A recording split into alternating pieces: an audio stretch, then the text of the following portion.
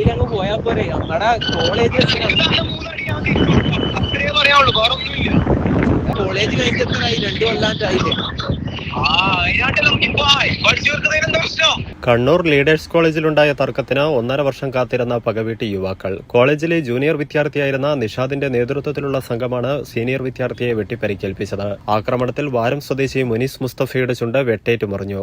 Phone വിളിച്ച് കൊല്ലുമെന്ന് ഭീഷണിപ്പെടുത്തിയിരുന്നെന്ന് മുനീസിന്റെ സുഹൃത്തുക്കൾ പറയുന്നു. സംഭവത്തിൽ 5 പേർക്കെതിരെ വധശ്രമത്തിന് പോലീസ് കേസെടുത്തു. ലീഡേഴ്സ് കോളേജിലെ മുനീസിന്റെ ജൂനിയറായിരുന്നു കേസിലെ മുഖ്യപ്രതിയായ നിഷാദ്. 1.5 വർഷം മുമ്പുണ്ടായ തർക്കത്തിന്റെ പേരിൽ രാത്രികളിൽ പലതവണയായി വിളിച്ച് നമുക്ക് ആ കണക്ക് തീർക്കണമെന്നും അത് തീർക്കാതെ സമാധാനമില്ലെന്നും കൊല്ലുമെന്നും നിഷാദ് ഭീഷണിപ്പെടുത്തിയിരുന്നുവെന്നാണ് റിപ്പോർട്ടുകൾ. എന്നാൽ ഭീഷണിയല്ലാതെ നേരിട്ട് ആക്രമണം ഉണ്ടാകാത്തതിനാൽ മുനീസ് ഇക്കാര്യം ആരോടും പറഞ്ഞിരുന്നില്ല. കഴിഞ്ഞ ദിവസം ഫുട്ബോൾ മത്സരം കാണുന്നതിനായി സുഹൃത്തുക്കൾക്കൊപ്പം പോയതാണ് മുനീസ്. ഇതിനിടെ നിഷാദിനെ മുനീസ് കണ്ടു.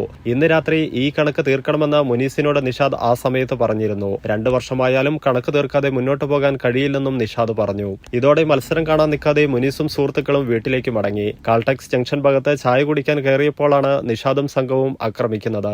മാസ്ക് ധരിച്ചെത്തിയായിരുന്നു ആക്രമണം നടത്തിയതെന്ന് പരാതിയിൽ പറയുന്നു. മൂർച്ചയേറിയ കത്തി ഉപയോഗിച്ചാണ് ആക്രമണം നടത്തിയത്. തലയുടെ ഭാഗത്തേക്കാണ് ആദ്യം കത്തി വീശിയിരുന്നത്. മുനീസ് ഒഴിഞ്ഞുമാറുന്നതിനിടെ ചുണ്ടിൽ കത്തികൊണ്ട് മുറിയുകയായിരുന്നു. ഗുരുതരമായി പരിക്കേറ്റ മുനീസിന്റെ ചുണ്ട് പ്ലാസ്റ്റിക് സർജറിക്ക് വിധേയമാക്കി. ഒപ്പമുണ്ടായിരുന്ന സുഹൃത്തുക്കളുടെ മൊഴി രേഖപ്പെടുത്തിയാണ് പോലീസ് വധശ്രമത്തിന് കേസെടുത്തിരിക്കുന്നത്. പ്രതികൾ ഒളിവിലാണ്. മുഴുവൻ പ്രതികളെയും പിടികൂടുമെന്ന് കണ്ണൂർ ടൗൺ പോലീസ് അറിയിച്ചു. അതേസമയം മുനീസിനെ ആക്രമിച്ചത് കൃത്യമായ പ്ലാനിങ്ങോടെയെന്ന് റിപ്പോർട്ടുകൾ. ശബ്ദ സന്ദേശവും പുറത്തു വന്നിട്ടുണ്ട്.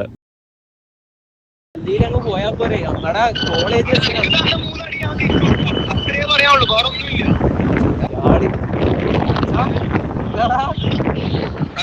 അഖില പറയുന്നേ ഇത് കോളേജ് കഴിഞ്ഞ സീനല്ലേ മച്ചാ? അതല്ല പറഞ്ഞ അത് അന്നേരം തന്നെ തീർത്ത് തെർത്തീവാക്കി. അത് കഴിഞ്ഞിട്ട് കുറെ ഫുട്ബോൾ എല്ലാം കളിച്ചെന്നെല്ലാം പറഞ്ഞല്ലോ. എനിക്കറിയാം, എനിക്കിപ്പോ പറഞ്ഞാൽ മനസ്സിലാവില്ല. അതുകൊണ്ടാ അന്നേരം അങ്ങനെ ലോക്കലായി പോയി ഒതുങ്ങി അടങ്ങി പോന്ന. ഒരു കാര്യം പറയട്ടെ,